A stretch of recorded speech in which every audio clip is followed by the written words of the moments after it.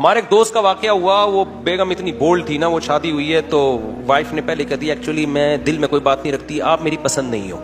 یہی الفاظ تھے اس کے. مجھے بتا رہا تھا, وائف نے کہا کہ میں آپ کو بالکل بھی لائک نہیں کرتی, میرے پیرنٹس کا فیصلہ ہے اور مجھے بالکل بھی آپ, آئی ڈونٹ لو یو. اس نے کھینچ کے دلہن کو لگایا تھپڑ.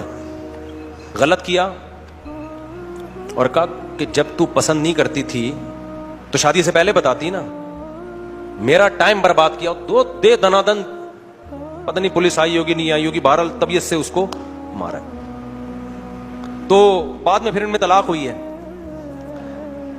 تو بہت زیادہ جو بولڈ بنا رہے ہیں نا, کانفیڈنس پیدا کر رہے ہیں بچیوں کے اندر, جو جیسا ہے, جس کو اللہ نے جس کام کے لیے پیدا کیا ہے نا, اس کو اسی کام کا, عورت گھر بسانے کے لیے میرے بھائی, اس کی نیچر بھی اسی خوش ہے اس میں, وہ اچھی لائف گزارے گی. آپ نے اس کو مردوں والی زندگی دو گے تو نہ وہ مرد بنے گی نہ وہ عورت بنے گی. جو مردوں کے کام ہے وہ عورت کر رہی ہے, عورت کے کام مرد بیوٹی پارلر چلا رہے ہیں, تو وہ مرد ہائی اللہ ہوئی اللہ بن جاتا ہے کہ نہیں بن جاتا؟ جو مرد دلہنیں تیار کر رہے ہیں وہ آدمی رہتا ہے؟ مجھے یہ بتاؤ.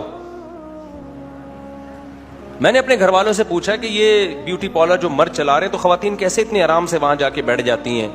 عورتوں کو تو عورتوں کو پتا ہوتا ہے, کہتی ہیں. تو اس نے کہا کہ میرے گھر والوں نے بتایا کہ خواتین کہتی ہیں کہ ہمیں ان مردوں سے بالکل بھی خطرہ نہیں ہے, کیونکہ ہمیں پتا ہے یہ ان میں اور ہم میں کوئی فرق نہیں ہے.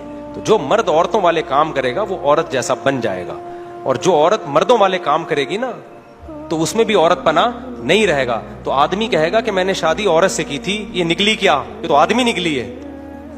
کیا خیال ہے بھائی؟ کسی عورت کی شادی کسی آدمی سے ہوئی, بعد میں وہ ہائی اللہ ہوئی اللہ نکلا.